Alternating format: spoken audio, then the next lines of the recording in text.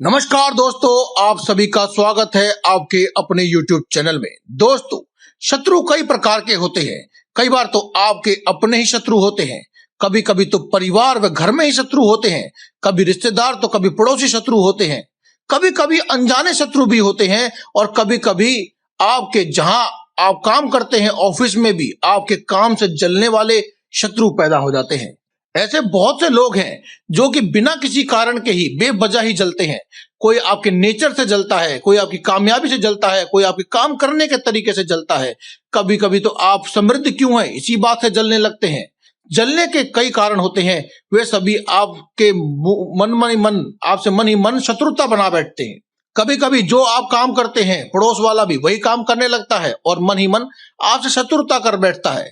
कभी कभी तो पड़ोसी भी बहुत परेशान करते हैं। शत्रु किसी प्रकार का भी हो, वो कारण अकारण आपको बेवजह ही परेशान करना शुरू कर देता है। तो तमाम इस प्रकार की परेशानियों से निकलने के लिए आज हम आपको 7 लौंग का एक ऐसा उपाय बताएंगे जिसके बाद आपका कैसा भी शत्रु हो घुटने टेक देगा।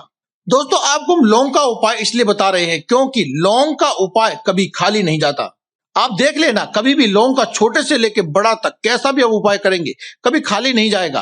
हो सकता है आपके करने में कुछ कमी रह गई हो जिसकी वजह से उसका प्रभाव पूरा ना मिले, आपको पूरा परिणाम ना मिले, लेकिन खाली नहीं जाएगा, कुछ ना कुछ दे के ही जाएगा आपको।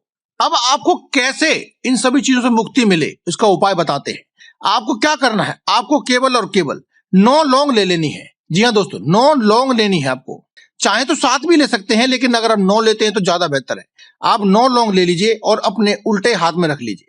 अब अपने शत्रु का नाम, जो भी आपका शत्रु आप जानते हैं कि शत्रु है, मुझे परेशान कर रहा है, बेवजह ही मुझसे जलता है और मुझसे घृणा करता है, मुझे बार बार रोकने की कोशिश कर रहा है, शत्रु है हमारा ये, तो उसका दिमाग शांत हो जाए। वह जब भी आपसे कुछ बदला लेना चाहे या फिर आपके ऊपर कुछ उल्टा सीधा करना चाहे, आपको रोकना चाहे, परेशान करना चाहे, तब उसका दिमाग अपने आप ही शांत हो जाए।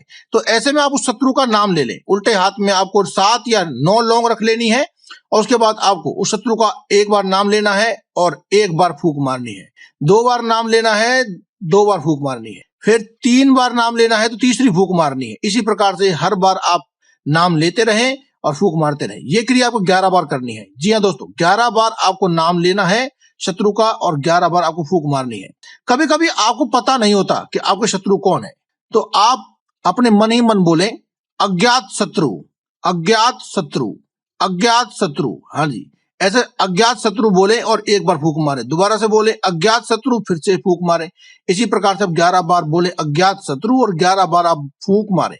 ये कार्य आपको रात्रि में करना है दोस्तों। और जब आप फूंक मार लें उसके बाद आप इसे किसी भी काले रंग के कपड़े में, काले रंग के कागज में आदि में किसी में भी लपेट करके अपने घर में जहां पूजा करते हैं, जो पूजा घर है आपका, पूजा का मंदिर है, वहां उसके आसपास कहीं पर भी रख दीजिए।